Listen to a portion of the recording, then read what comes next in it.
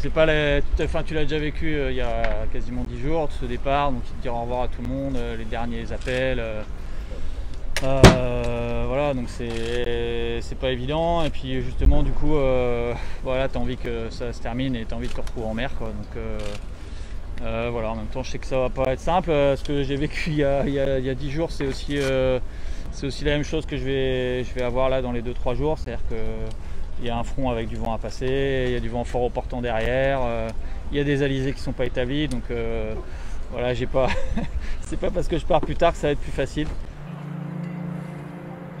Toute cette équipe-là, elle est hyper solidaire et il y a eu des super bons moments avec des belles victoires, avec un bateau qui est fabuleux. Il y en a des plus durs et dans les bons moments comme dans les mauvais, ils sont toujours tous là, donc un grand merci, un grand bravo parce qu'ils sont super forts. Déjà d'avoir réussi à me remobiliser, de prendre le départ, c'est déjà une première petite victoire. Après j'espère qu'il y en aura plein d'autres à mesure que je progresse, mais lesquels ça sera, je sais pas dire, je pars un peu à la découverte là. On va larguer la pointe avant, Nico. Ah ouais, vouloir gagner c'est facile. Après tout mettre en œuvre pour y arriver, c'est effectivement plus compliqué, mais là je suis complètement en dehors de mon registre, quoi. Moi, ça fait 4 ans ou plus que j'essaye de me mettre en condition et dans l'état d'esprit de tout donner à la préparation pour cette course, de tout donner en mer, de jouer aux avant-postes. Et puis forcément il faut tout oublier et puis trouver une nouvelle façon de faire. Donc voilà, c'est sûr que je suis pas dans ma zone de confort. Ouais. Voilà, néanmoins là j'ai juste envie de dire qu'il faut y aller, qu'il faut plus réfléchir et puis que j'ai hâte de me retrouver en mer.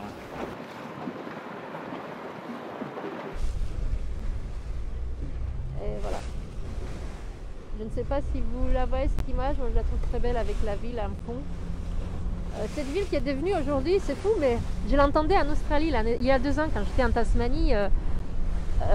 En Tasmanie, évidemment, on connaît les Sables d'Olonne un peu partout. Aujourd'hui, on connaît les Sables d'Olonne. Et les Sables d'Olonne, aujourd'hui, quoi qu'on en dise, et quelles qu'aient été toutes les difficultés de ce Vendée Globe, les Sables d'Olonne sont la ville qui a accueilli un des très rares événements sportifs mondiaux, qui accueille tous ces champions et qui, si tout va bien, et si notre vie reprend comme avant, ou au moins un peu comme avant, accueillera la Mini Transat l'année prochaine, la Golden Globe Race en 2022, la Mini Transat encore, parce que je crois que les Sables accueillent pour 3 éditions. Et ensuite, le Vendée Globe 2024, qui sera, on l'espère tous, un vrai Vendée Globe.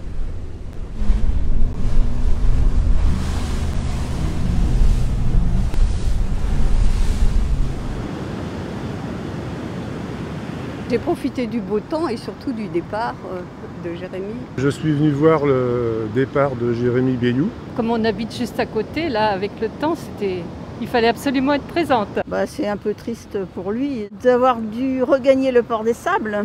Mais le principal, c'est quand même de reprendre la mer et de le terminer. Déjà, rien que le faire le tour du monde, c'est quelque chose, quoi. Étant donné que c'était un grand favori et qu'il jouait que pour la gagne, le fait de repartir, c'est qu'il a dû se fixer de nouveaux challenges sûrement. Donc ça prouve que c'est des sportifs de haut niveau qui ont des très gros mentales. C'est une preuve de courage quand même et de persévérance. Il a besoin d'encouragement, même s'il ne nous voit pas. Je pense que ça peut être un élan de solidarité vis-à-vis de ce qu'ils vont traverser, de ce qu'ils traversent.